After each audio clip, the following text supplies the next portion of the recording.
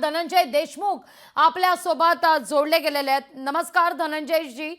खरं तर आजचा निर्णय फार महत्त्वाचा आहे। वाल्मिक कराडला 7 दिवसांची पोलीस कोठडी, या निर्णयावर तुमची पहिली प्रतिक्रिया?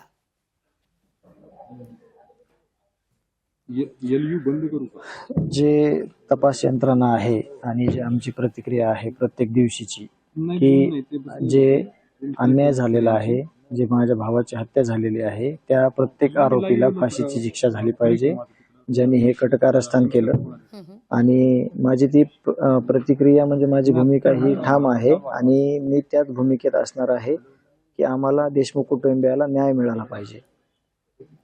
अगदी, पण या सगळ्या प्रकरणी आता आज जो युक्तिवाद झाला, तो युक्तिवाद तुमच्यापर्यंतही पोहोचला असेल। तुम्ही देखील या सगळ्यावर नजर ठेवून होतात। या युक्तिवादादरम्यान 2 महत्त्वाच्या बाबी खरं तर समोर आलेल्या आहेत। एक तर ज्या दिवशी संतोषजींचं अपहरण झालं, त्या दिवशी त्याच वेळी 3 ते 3:15 या दरम्यान वाल्मिक कराडचं घुले आणि विष्णू चाटे यांच्याशी फोनवरून संभाषण झाल्याचा गौप्यस्फोट SIDच्या अधिकाऱ्यांकडून करण्यात आलेला आहे। CDR तपासण्याची आमची मागणी होती, त्याचा त्यांनी CDR सगळे तपासले असतील आणि त्याच्यातून ती गोष्ट समोर आली आणि त्यातूनच तो दावा केला गेलेला आहे। अगदी धनंजयजी, या सगळ्या घडामोडी एकीकडे घडतायत, पण कृष्णा आंधळे अजूनही फरार आहे। आमची मागणी होती काल की जे आरोपी राहिलेत किंवा जे आरोपी अजून ह्या कटात सामील आहेत, त्यांना लवकर अटक करण्यात यावं आणि त्यांना शिक्षा व्हावी, अशी आमची मागणी आहे। आता तो मागच्या पण काही गुन्ह्यामध्ये फरार होता आणि आता सुद्धा फरार आहे, तर त्याला लवकरात लवकर जेरबंद करावं अशी आमची ही देखील मागणी आहे। धनंजयजी, मी तुमची मनस्थिती समजू शकते।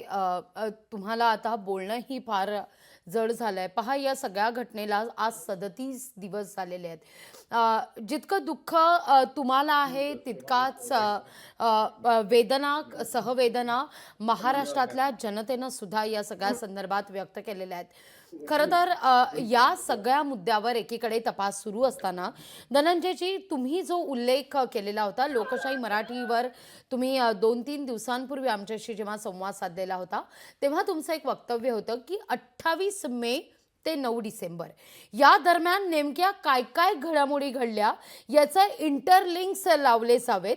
आता या तपासादरम्यान हे इंटरलिंक्स लावले जाणार आहेत का, तशी तुमची प्रमुख मागणी असेल का? आम्ही तेच मागणी केलेली आहे की जे सगळे ह्या हत्येत कटात जे लोक आहेत, त्यांच्या सगळ्या पुरेपूर तपास झाला पाहिजे आणि त्यातूनच सगळ्यांना शिक्षा झाली पाहिजे।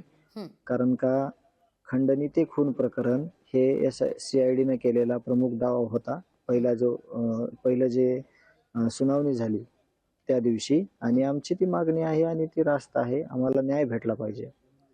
अगदी, एकीकडे तुम्ही न्याय मागताय, फाशीच्या शिक्षेची मागणी करताय, आंदोलन केलं जात आहे। मस्साजोग मधले गावकरी अगदी पाण्याच्या टाकीवर चढलेले होते, तुम्ही स्वतः यात सहभागी होतात। अगदी तुमचा संयम त्या दिवशी तुटलेला अवघ्या महाराष्ट्रानं सुद्धा पाहिला। पण दुसरीकडे मात्र अगदी काही तासातच त्यावेळी कराड यांच्या मातोश्री सुद्धा बसतात आणि आपल्या लेकाचा या सगळ्याशी काहीच संबंध नाही असं सांगतात, आणि तेव्हापासून आजतागायत समर्थक सुद्धा आक्रमक होतात।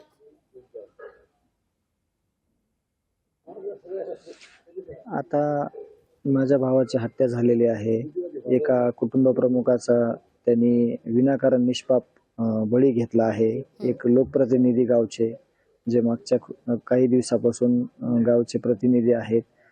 तर आम्ही त्यांच्या हत्या झाली आणि अतिशय निर्घृण पद्धतीने झालेली हत्या, त्याचा न्याय आम्ही मागतोय। आणि जे मार्ग आहेत आम्ही अवलंबिलेले, आम्ही म्हणतोय प्रत्येक दिवशी की पोलीस यंत्रणा असेल, CID यंत्रणा असेल, SIDचं पथक असेल, किंवा आपल्या महाराष्ट्राचे मुख्यमंत्री देवेंद्र फडणवीस साहेब यांच्यापर्यंत आम्ही फक्त मागतोय की आम्हाला न्याय द्या, बरं का। आणि आमची भूमिका तीच आहे आणि त्यांनी आम्हाला जो विश्वास दिलेला आहे की आरोपीला फाशीची शिक्षा झाल्याशिवाय आपण थांबणार नाही, तर आम्ही त्या पद्धतीनं न्याय मागतोय आणि आमची तीच विनंती आहे कायम। आणि न्याय मागणीच्या भूमिकेत मग मोर्चे असतील किंवा आंदोलन असेल, हं. पण ते लोकशाहीच्या मार्गाने, की म्हणजे त्याला कुठं पोलीस प्रशासनाला बाधा नाही आली पाहिजे. कारण काल जिल्ह्यात कलम 144 लागू झालं. म्हणून जे काल आंदोलन होतं जे गावकऱ्यांनी निवेदन दिलेलं, हं. ते आम्ही लेखी स्वरूपात माघारी घेतलं, की पोलीस प्रशासनाला आपला त्रास नाही झाला पाहिजे. कायदा व सुव्यवस्थेला बाधा नाही आली पाहिजे. हं, हं. आणि आम्ही त्यांना बोललो पण, जे पी-आय साहेब असतील, एस-पी साहेब असतील, की जे आम्हाला पाऊल उचलायचं आहे त्याच्याशी तुम्हाला आम्ही अगोदर म्हणजे विचारणा करू. हं. आपण त्याच्याशी विचार-विनिमय करू आणि मगच पुढची दिशा ठरवू. अगदी. पण धनंजयजी, आज जवळपास 37 दिवस पूर्ण होत असताना सुद्धा का कृष्ण आंधळे अजूनही सापडत नाहीये? आता आपण तर म्हणतोय, की सगळ्या आरोपींना पकडा. मग ह्याच्यावरून एक गोष्ट स्पष्ट होती, की हे सराईत गुन्हेगार आहेत. मी मागे म्हणल्याप्रमाणे हं. ह्यांना जर वेळीच ह्यांच्या मुसक्या आवळल्या गेल्या असत्या, तर ह्यांनी पुढे एवढ्या मोठ्या प्रमाणातले गुन्हे केले नसते. कारण का प्रत्येक आरोपीवर म्हणजे 5, 10, 15, 20 पर्यंत गुन्हे आहेत. ज्या ती त्यावेळेस गुन्हे करून त्यांना योग्य शिक्षा दिली, तर पुढची गुन्हेगारीवर बऱ्याचशा प्रमाणात आळा घालता येण्याची शक्यता आहे. हं. तर ह्याच्यातून एक आपल्याला सांगता येईल, की जे कोणी आरोपी असतील ज्या त्या घटनेतले, त्यावेळेस त्यांना कडक शिक्षा झाली पाहिजे. जेणेकरून ते पुढं काही शिक्षा म्हणजे पुढं काही गुन्हेगारी करणार नाहीत. हं. आणि तसं केलं गेलं तर बऱ्याचशा गोष्टी ज्या चुकीच्या पद्धतीने होत आहेत ते होणार नाहीत. बघा धनंजयजी, तुम्ही सातत्यानं अशी मागणी करत होतात, की एस-आय-टी काय तपास करते याविषयी आपण अनभिज्ञ आहोत. आपल्याला कल्पना दिली जात नाही. त्यानंतर नंतर लगेचच ती एस-आय-टी बदलण्यात आली. नवे अधिकारी त्या ठिकाणी नियुक्त करण्यात आले. काल वाल्मिक कराडवर मोक्का लागला. मुख्य आरोपीला सोडू नये असं जे म्हणणं होतं त्यानुसार मोक्का लागला गेला. आज या सगळ्या दरम्यान पोलीस कोठडी सुद्धा 7 दिवसांची सुनावण्यात आलेली आहे. पण आणखीन हा किती काळ सगळा प्रकार चालणार आहे, की केवळ आणि केवळ इन्व्हेस्टिगेशन होत राहणार आहे? तुमच्या कुटुंबियांची नेमकी काय अपेक्षा आहे? किती वेळात हे सगळं प्रकरण धसाला लागावं? आम्ही तर विनंती करतोय, की हे लवकरात लवकर सगळे आरोपी जेरबंद करून त्यांना शिक्षा द्या. हं. पण आता तपासाच्या त्यांना भागामध्ये त्यांना काय अडचणी येत आहेत? त्यांना म्हणजे कशामुळं ह्या म्हणजे नेमक्या कुठल्या अडचणी आहेत, की तो आरोपी कसा शोधत नाहीये? त्यांनी म्हणजे काय पुढची चाल चाललेली आहे? कारण हा सराईत गुन्हेगार आहे, म्हणून तपास यंत्रणेला पण हे गोष्टी म्हणजे बहुतेक कठीण जात आहेत हं. याला शोधणं. तरी आमची फक्त विनंती राहील, की लवकरात लवकर हे जे सगळे आरोपी आहेत हे जेरबंद करून आम्हाला देशमुख कुटुंबियाला न्याय द्यावा. धनंजयजी, पाण्याच्या टाकीवरून तुम्ही जेव्हा खाली आलात, तेव्हा तुम्ही जरांगेंना कडकडून मिठी मारलीत. तुम्ही रडलात, अगदी घाय मोकलून रडलात. तुम्ही तुमच्या भावनांना वाट मोकळी करून दिलीत. आजही जेव्हा तुम्ही आमच्याशी संवाद साधताय, आमच्याशी बोलताय, तेव्हाही तुमचे डोळे पाणावले आहेत. आवाज काहीसा दबलेला आहे. थकलेले आहात. तेच तेच सांगून आता न्याय कधी मिळणार? असं वाटतंय तुम्हाला? का का एवढी भावना म्हणजे जरांगेंना पाहिल्यावर तुमचा तोल जातो, तुम्ही घाय मोकलून रडता. काय मनस्थिती आहे या क्षणी?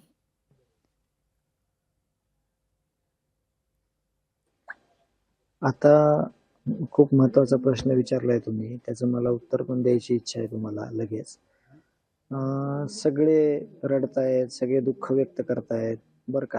हं. सगळ्यांना ज्या भावना आहेत त्या व्यक्त करता येतात माझ्याजवळ. पण माझी अडचण अशी झाली आहे, की मी माझ्या आयुष्यातलं सगळं माझ्या भावाजवळ व्यक्त होत होतो. आज तो माझ्याकडे नाहीये आणि मी आता एका कुटुंब प्रमुखाच्या भूमिकेत आहे. तर मला माझ्या भावना ज्या आहेत दाटलेल्या त्या मला व्यक्त करता येत नाहीत. मी मधल्यामध्ये मला सगळं अडकून घेतलेलं आहे आणि ज्या लोकांसोबत समाजासाठी, गावासाठी, कुटुंबासाठी काम केलं असा प्रत्येक माणूस दिसला, की मला व्यक्त व्हावं वाटतं. पण जिम्मेदारी खूप मोठी आलेली आहे माझ्या खांद्यावर हं. आणि मला ही जिम्मेदारी आली असताना जे माझे अनेक लाखावर बांधव जे भेटायला येतात किंवा सांत्वन करतात, यातून मी कुठंतरी मला असं वाटतंय की हे माझे भाऊ आहेत आणि आपल्याला ह्यांच्याकडेच बघून पुढं चालायचं आहे. पण अक्षरशः आठवण आली भावाची किंवा सगळ्या गोष्टी दिसतात समोर, तर खूप मोठ्या प्रमाणामध्ये त्रास होतो. पण मी आज ते कुणाला सांगू शकत नाही, की म्हणजे दोघांमध्ये आमच्या म्हणजे किती प्रेम होतं. आम्ही एवढे दिवस कसे राहिलो, आम्ही कसं काम केलं. आम्हाला खूप निस्वार्थी भावनेनं लोकांची कामं करायला आवडायचे. आमच्याकडे काही नसलं तरी आम्ही आयुष्यभर जे देता येईल ते देण्याचाच प्रयत्न केला. हं. त्याच्यामुळं म्हणजे कंटिन्यू बोलणं पण आहे, काम पण करायचं आहे, सावरायचं पण आहे. खरंय. त्यामुळे आवाज छोटा झालेला आहे आणि थांबायचं पण नाहीये. जे जसं जमेल तसं पुढं जाणं आपलं काम आहे. थांबून उपयोग नाही होणार. आपल्याला न्याय घ्यायचा आहे. थांबण्याचं नाही, पेक्षा लढायचं आहे धनंजयजी, खचायचं नाहीये. या सगळ्या हां, मला हां. मान्य आहे हे बोलणं नाही, नाही. हे सहज बोलता येतं, पण ज्याच्यावरती वेळ येते, जो ते अनुभवतं, त्याला किती या सगळ्या गोष्टी जड जातात, मी तुम्हाला समजू शकते. धनंजयजी, या सगळ्या एकीकडे या सगळ्या घडामोडी घडत असताना, तपास यंत्रणा त्यांचं काम सगळं करत असताना, अ, याला आता जवळपास 37 दिवस झालेले आहेत. आगामी काळात हा तपास लवकरात लवकर व्हावा, या दृष्टिकोनातून तुम्ही लवकरच गृहमंत्री आणि राज्याचे मुख्यमंत्री देवेंद्र फडणवीसांची काही भेट घेणार आहात का?